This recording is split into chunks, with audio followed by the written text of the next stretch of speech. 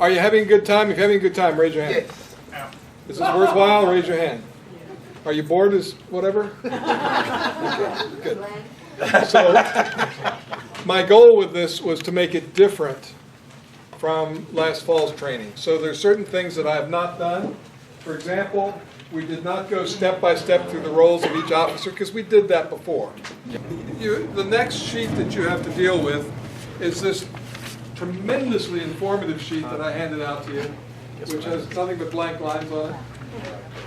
So this is kind of a place for you to take notes because I want each one of you to have at least 5 points that you can take back from each of these areas. I'm going to be honest with you. When I had to get the list of things that we were going to talk about in this session to the printer yesterday in order to be ready for yesterday evening, I had not prepared this yet. So I thought I will use a teaching technique called let them fill it in themselves. Nice. And I sent this to the printer, and then I was up until 2 o'clock in the morning figuring out what I was going to say and making a quick PowerPoint of it. The first thing I want to talk about in a little bit is I want to ask you, how many of you feel like doing a Toastmaster job or role is time consuming and you have a problem with time management? Is there anybody here who fits in that category? No, wait, no, I need an honest answer. Okay, that's better. Very good.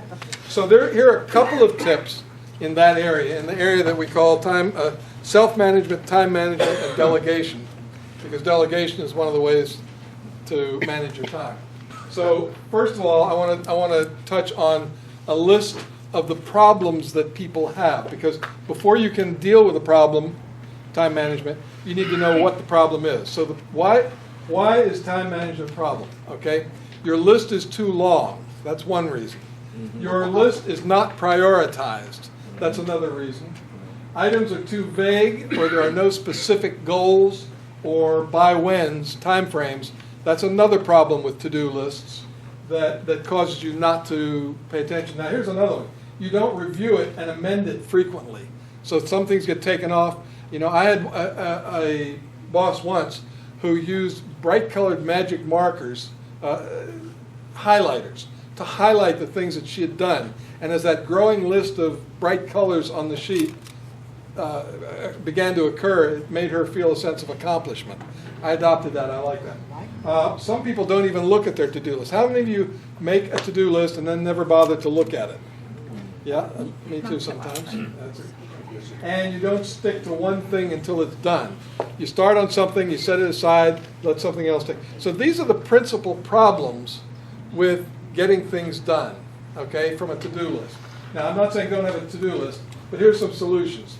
Prioritize, and most time management experts have some version of this or other.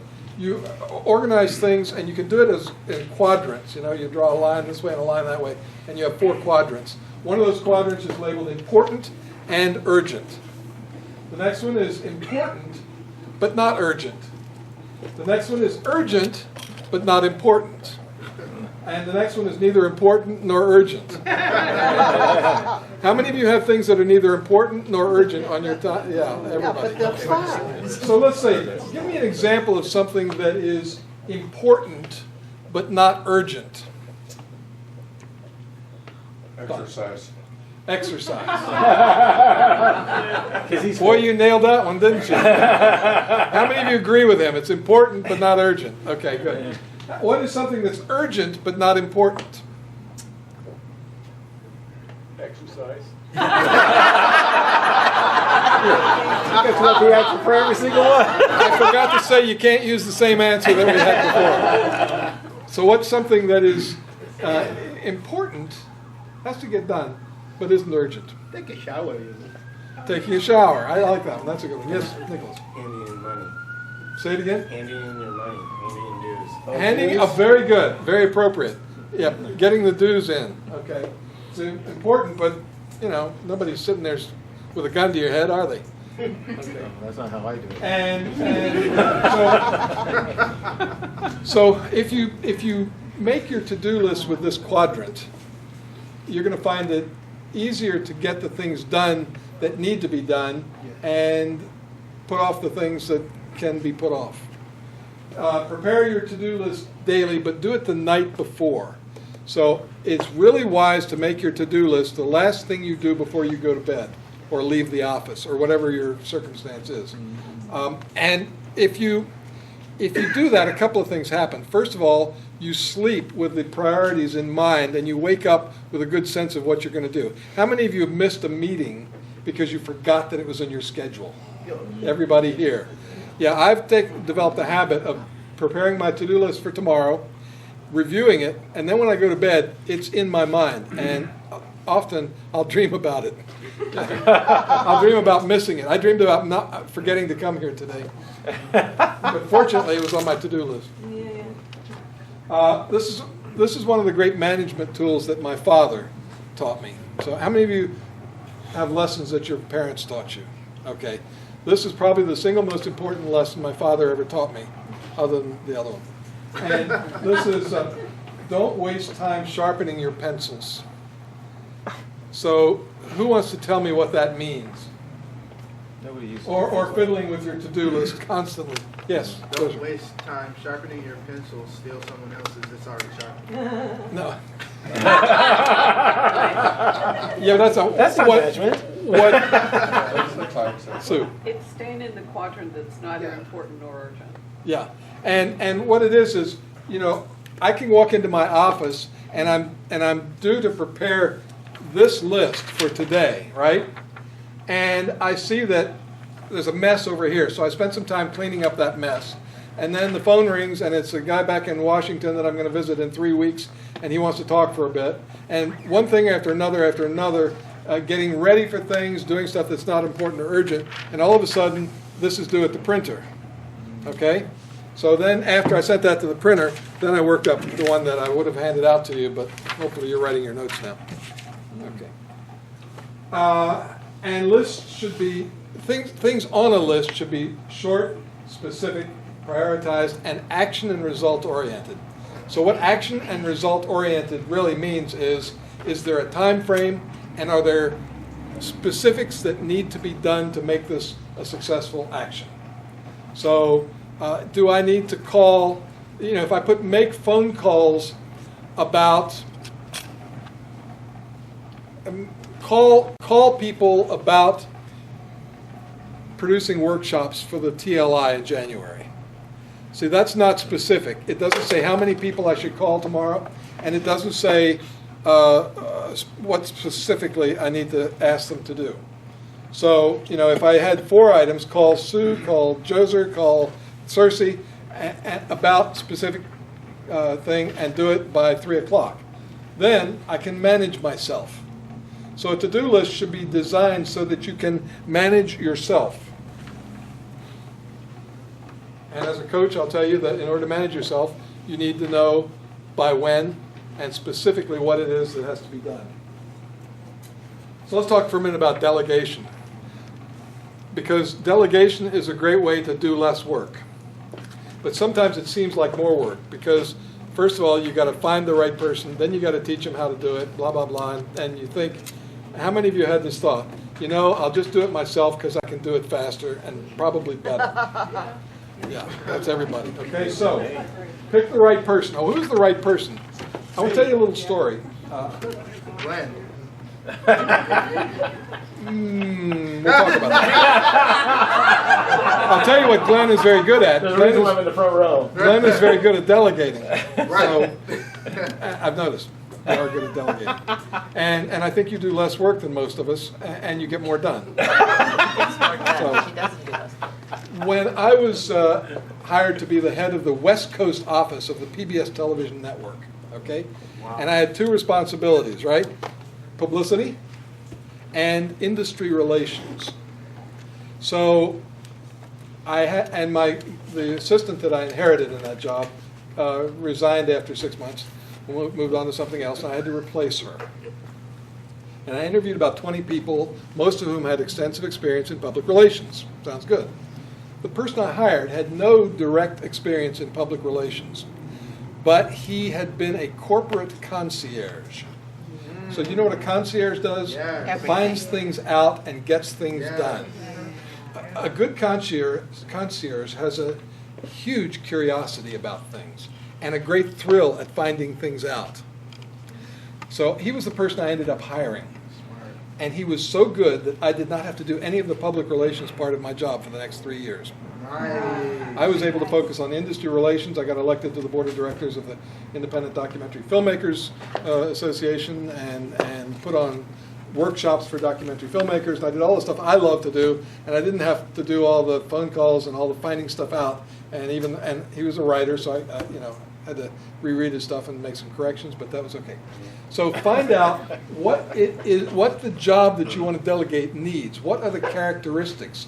Curiosity, writing, thinking, acting, getting things done. Make a list of what you want from the person. And then when you talk to people or when you try and assign something to somebody in your club, and by the way, everything I'm talking about applies to life and jobs as well as Toastmasters, right? Mm-hmm. So now, don't over-delegate. So what I mean by don't over-delegate is don't give everything away and then have nothing to do. That's part of it. And don't overload one person with too much stuff. Now, I don't know if this is on this sheet or the next one, but I want to get to the question you asked a while ago. One of the things that I recommend very strongly is that every officer of every club find someone else in the club they're going to train to take over their position next year. In May, we all have to elect new officers, okay? Unless you meet weekly and elect officers every 6 months. But even if you do that, the principle still applies. You find someone, and there's still plenty of time to do it. We're in December. We got January, February, March, April, May, June. Okay, or at least till May, but they don't take over until July. So you got plenty of time. What that means is that you can delegate things to that person. You don't have to do it all yourself. Find a part of the job that you have in Toastmasters or wherever and see what you can peel off and give to somebody else and supervise. Now, if you are delegating, there's some things to do. You have to explain why, what you're delegating precisely and why you're delegating it. You have to know those things. You have to make the instructions to the person you're delegating to specific. Remember, they don't know as much about it as you do. And so you've got to be very clear, at least in the beginning. Provide training, so make sure they know how to do what it is you're telling them to do. So you're specifically what you want them to do, and then you tell them how to do it. And then you give them feedback as we go along. Touch base with them, make sure they're doing it, provide corrections, and do everything in the same manner that you would give an evaluation of a speech. How is that? You start by telling them all the stuff they're doing good. And then you say, here's a couple of tips that you could do this job better. But I really like, and then you end with, but I really like what you're doing, and I want to see your next speech. No, that's the other thing. Don't micromanage. If you give somebody a task to do, tell them how you want it done, and then you're constantly stepping in and say, no, don't do that. No. They're going to feel devalued, and I'll talk about that in a couple of minutes. And always acknowledge the successes. So these are some rules of delegation. By the way, any of these things that I'm talking about here, if you want more, just Google that word and you'll find tons of stuff, because that's where I got all this.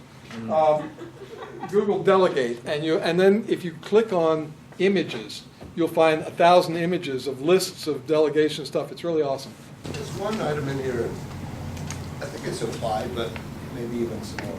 It says, and I learned somewhere, is keep the monkey off your back. In other words, if you delegate something to somebody occasionally, and you may say, well, gee, I'm not quite sure how to do this, and they come back to you to sort of upload it, or sometimes we do an upward delegation. And I don't know if there's a magic way, but what I've generally found is if they say, well, how should I go about and do this? I say, well, what approaches do you think would work? So you're shifting it in the direction that. And what is that? That's called coaching. Yeah. Yeah, when you ask a person. Here's my favorite coaching question as a life coach, okay? So somebody asks me, or somebody says, I don't know how to do that. My answer is not to tell them how to do it. It's to say, well, if you did know how to do it, what would you do? Nice. Believe me, that's an amazing question, because what it does is it relieves the person of the responsibility of being right. Yes. And it opens them to think. So, well, if you did know how to do it, what would you do? and then you can guide them, but don't tell them how to do it. Very good. And the monkey on the back thing, about 35 years ago, a man named Bill Onken wrote a book called, I think, Managing the Monkeys. And he gave a speech to a conference I was at, a broadcasting conference in 1979.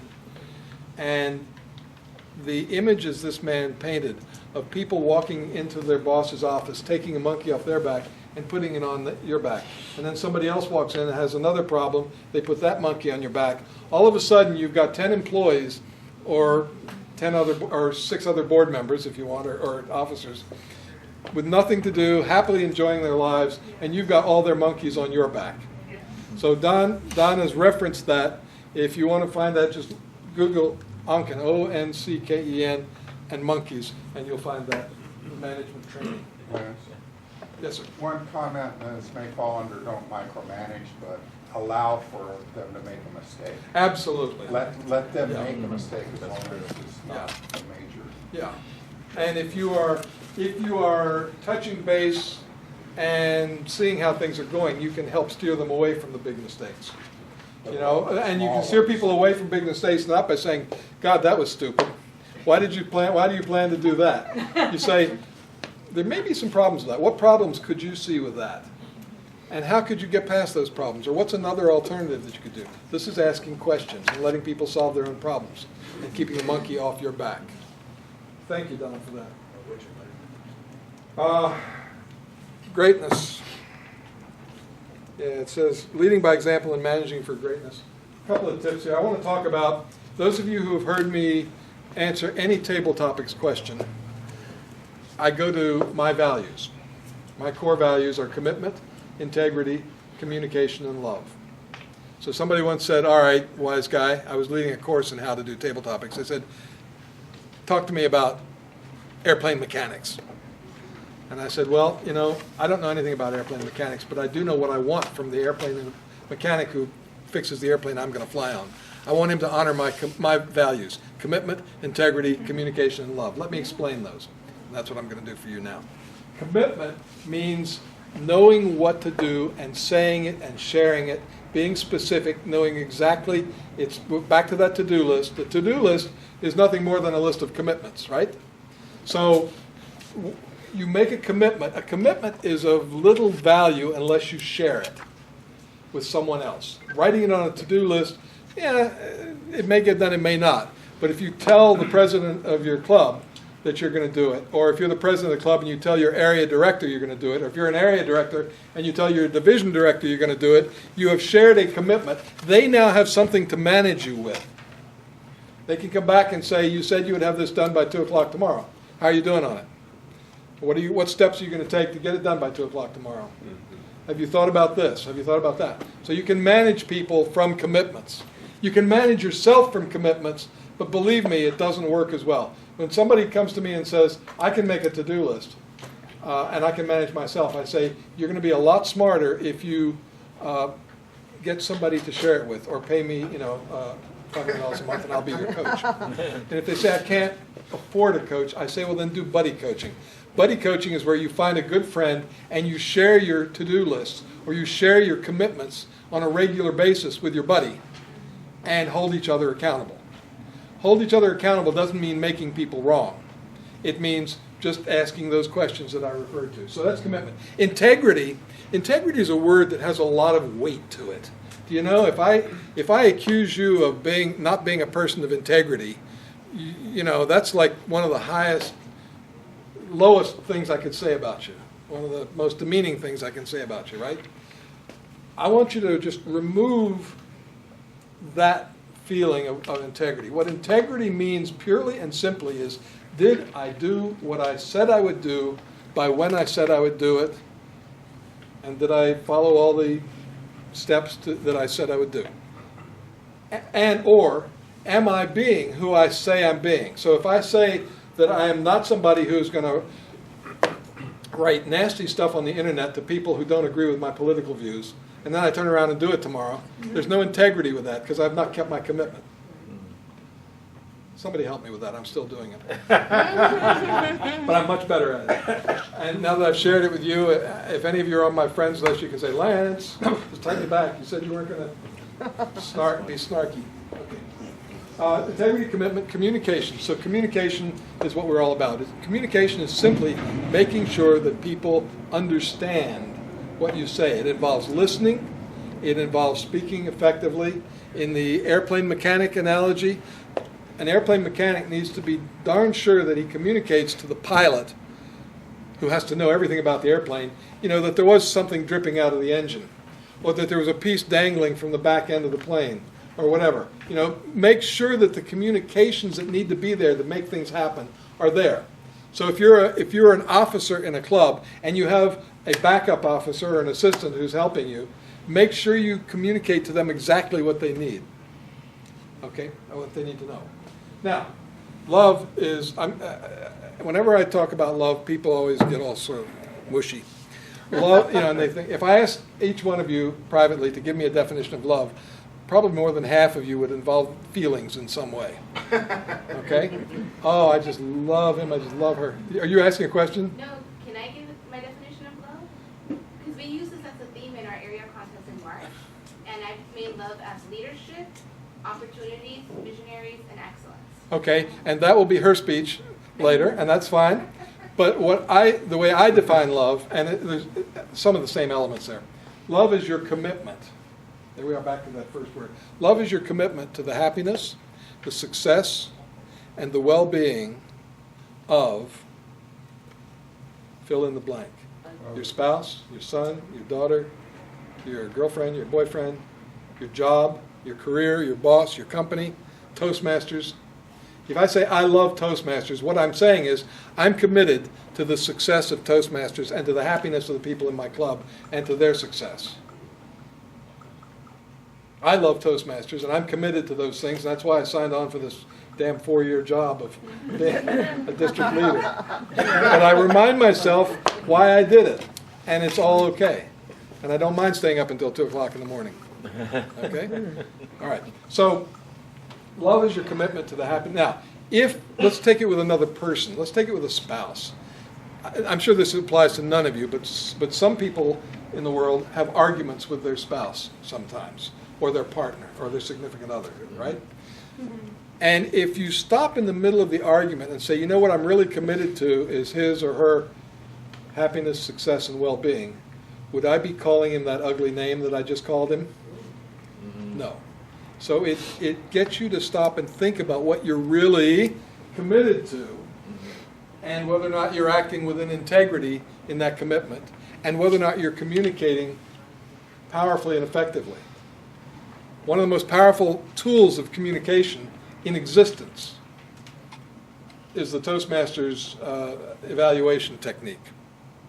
Start with honoring somebody. What did they do right? And then, with your husband, and then say maybe, one thing that you'd help me with is if you would shovel the snow off the walk. But other than that, you're just so wonderful, I can't wait till tonight, or something, I thought sure that did it. You lost everybody at snow. Wrong state. Set the example. First in, last out. So what that means, that's if you work in an office. But what it means is when you commit to something with other people, don't be the one that's late. Don't be the one that leaves early. And if you do have to be there late, communicate it in advance. Maybe that call was him saying he couldn't be here on time. I don't know. But in any event, I'll listen to the message later. First in, last out means, what it really means is give of yourself fully. So, who was it? Ron, I think, was here at 8:15 this morning when the session began at 9. And I rewarded him by making him Sergeant at Arms. Thank you. And what we both noted was that that's what leaders do. Leaders show up early, prepared to help, and stay late, prepared to put things away, which you don't have to do, but somebody in the next class that I teach this afternoon will. Let people know what you do and why. Provide a clear path for others to follow. So there's some replication here with stuff we talked about earlier. Don't be afraid to say, I don't know when you don't know something. Don't worry about it making you look bad, because if you follow it with, let's find out, then it makes you seem like a much more powerful person than a weaker person. I don't know, but let's work together and see what we can figure out. Or I don't know, but can you find an answer for me and get it back to me by 3 o'clock? You know, or let us all know at the next officers meeting, or what have you. Okay, I know that I don't know anything. That's why I'm always glad when Cersei and Linnea and Kever and other people who have a lot of experience are in the room with me. Because they're going to, you know, I'm not embarrassed if I don't know something, especially if I have good people in the room who know stuff. Create a culture of positiveness, possibility, and success. That speaks for itself. Challenge your team to greatness. How many of you are presidents of clubs? Let me see your hands. Every meeting you have, there should be some element of challenging your club to be great. What is the expression in Toastmasters of being great? How will it show up? I'm standing in front of this poster. How will it show up? It will show up as you achieve President's Distinguished, which is what we want of every club. Lance Miller, who often leads advanced management training sessions for Toastmasters and outside of here, but he said to me last year, he said, there is absolutely no reason why every club in District 52 should not be President's Distinguished, have 9 or 10 points. No reason why every club. So think about that for a minute and challenge your club to be that. Now I think Kever and Brian's club right now has got 8 of 10 points, and they have 6 months to get those other 2 points. Woo! Is there any, yeah, right. Is there any doubt in your mind that they're going to be President's Distinguished, that they will earn 1 more point in 6 months? No. The fact that 2 of them, is there anybody else from your club here? Yeah. 4 of you from the club. Yeah. That's that other point. So you didn't count that point. That's number 9. So as of today, they have 9 points. Woo! Yeah! President's Distinguished Club, and the first one in our district to be so. Okay? And as Lance Miller, the other Lance, as I like to call it, as Lance Miller said, there's no reason why every club cannot or should not be President's Distinguished. This keeps coming up, doesn't it? Okay. Basic principles of building leaders. Okay. So here's some things to do in your club, and that I really ask you to do. And one of them is to keep an eye out for future leaders and challenge them. Give them a role. Pass their name on to the area director. We need to build leaders in this district. You know, in May, I'm going to have to pick 30 area and division directors. I would like to have a list of 50 to choose from. So far, I've got about 25. So let me know who you think can do a good job and a responsible job, and pass the names on. But do that inside. If you're not the president of your club, make sure the president knows who's doing a good job for you. Create leadership tracks within your club. Well, that's the thing I've just been talking about, having every member involved in some way as either an officer or an assistant to an officer or chair of a committee to put on a holiday party or whatever. There are different roles you can create. Have a leadership succession plan. That's, again, what we were talking about. Encourage professional training, like making sure all of your officers get trained, okay, and go through a session like this today. At least 4 of them, so your club will get that point. But I'd like to see, you know, Janet set a goal for me, which, you know, initially I said, Janet, that's impossible. And she said, Lance, if you're saying things are impossible to start, you're not going to get there. And I said, you know what, you're right. So my goal is 100% trained. Last training, we had 71% trained. And that was about average for worldwide. But District 1 across the hill had 100% trained. So we've altered some of our structures, and I'm trying to make these things more interesting. And I want you to spread the word. I want every one of you to get every one of your officers to come to one of the next sessions between now and the end of February. But TLI, last year we had LACE, Leadership and Communication Institute. TLI is essentially the same thing, Toastmasters Learning Institute. So that's what we're going to call it this year. And we will have, we'll have another officer training there, which you guys don't have to go to, but we will have. That'll be a place where we get hopefully as many as 200 or 250 officers trained at one time. And the small group sessions will be in different rooms, and they'll be longer, and Awesome. Have conversations with members regarding their goals in communication and leadership. So this is really a job for the Vice President of Membership and for the Vice President of Education and Training. And for the President and whoever wants to do it. Have conversations with new members and with existing members and with members who are not really doing much about what their goals are and help them set goals. That's how we create and build leaders in the long run. Effective planning for your DCP goals, for your contests, for your open houses, for getting more DTMs. Okay, so here's a lovely chart that I found on the internet last night, and there's 20 different versions of this, but this one had nice colors in it. In the planning process, first be aware of an opportunity. Set objectives or goals. And make sure objectives and goals have to be specific and with by-whens, or otherwise they're just wishful thinking. Consider planning premises. What is it that we need to get done? What is it that we want to accomplish? That's the premises. Identify alternatives. There may be different ways to do things. Compare alternatives in light of the goals sought. Choose the alternatives of the track that you want to make. Formulate plans that support that alternative. And make your budgets. Budget, now if you don't have a budget, if it's not a budget, the budget can be steps in the process, but it also is how much money do we spend. You get a chance to do that and to talk about that when we talk about contests in a few minutes. Okay, so these are essential planning steps, and again, if you Google planning, you'll get 1,000 of these and more. Challenges. Okay, so there are going to be opportunities and challenges and change. So change is sometimes threatening. As you know, Toastmasters is considering changing everything. It's called the Revised Educational Program. And it was supposed to happen last year, it's supposed to happen this year, it's supposed to happen next year, now it's going to happen the year after next. But they're going through all that process that I just had on the previous slide. And they're finding problems and they have to come up with new ways to do it. Okay, but when you have change, when you have challenges, and when there are potential opportunities, here's some things to remember. Seek advice from those who've been there before. Toastmasters leadership structure is designed that way. There is an immediate past district director or district governor who will train our district director. The district director had the job I had, program quality, last year, can train me. I can train the person in charge of new clubs and membership because I had that job last year. And we draw for that from whoever it is in the district director role who is doing the best job of creating new clubs and supporting membership. So these are, seek advice from people who've been there. Ask for input. Collectively, your team knows more than you do.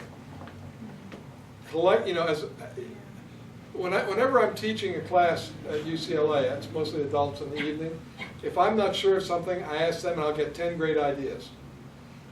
I've run the first two parts of today, the DCP part and the Moments of Truth part, doing that, mining the gold from this group, because you had some great thoughts and some great ideas. Reward achievements and productive behavior. So what are some various rewards? A certificate is nice. I have a book that thick of 15 years of Toastmasters certificates.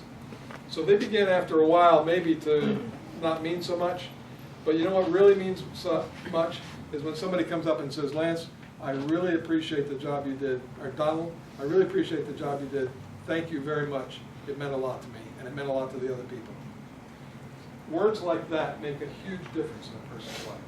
When my sister was very young, my mother said, in introducing her to friends, this is my idiot daughter, Julie. She's grown up the rest of her life, she's 70 years old now, thinking that she's an idiot. And she's a very accomplished person. She teaches children with learning disabilities. And she saved a lot more money than I have in her lifetime. But always in the back of her mind is that negative. And you want to avoid that. You want to give people positives that make them feel good about themselves. And that comes down here to what gets in the way of relationship. This is from some of my management training over the years, but there are three things basically that get in the way of relationship that you need to get rid of if you want to have a good relationship with anybody in your club, among your officers, in your life, in your family. The things that get in the way are making people wrong and insisting on being right. Give the other person the opportunity to listen to them and to know that they're being listened to and being heard. Don't make people wrong at every turn. You know that, how many of you know people in your life who every time you say something, they have a better idea or a different idea, and they want to do it their way? Yeah, and that puts you off. And eventually you don't want those people in your life, or you don't want to participate with them. Dominating and avoiding domination. How many of you know somebody who you always have to go to the restaurant they want or see the movie they want you to see? Yeah. I see hands, I see smiles. Yeah, that gets in the way of relationship. Share. Let other people, you know, we always go to Italian food because I like Italian. This time, what would you like to do? Now, dominating and avoiding domination also applies to work. So how many of you avoid the domination of doing the work necessary to get the job done? Okay, it's only me and him. You and I are the only honest ones in the room. And this is a big bugaboo for me. There's a wonderful book called Verbal Abuse. I recommend it to everybody. You can find it for $1 on Amazon. Verbal Abuse by Pat Adams. And verbal abuse shows up in all of these ways, in being right, making wrong, dominating, but it shows up most in invalidating others, like what my mother said to my sister. Like what you say if you say to somebody, you're always wrong. Invalidating others is the surest way to get out of their life and to damage them. And justifying yourself is the other side of that. Each of these is a two-sided coin, you'll notice. Justifying yourself means always, if you're justifying what you did that was a problem, you're not listening to the alternative that you might have done. So these are key leadership tools. Being able to, you may be right, you may think you're right, but if you make the other person really believe they're wrong, and if you're always right, you're not giving other people a chance to grow. You're not helping them with their own life. And you're putting a barrier in the way of relationship.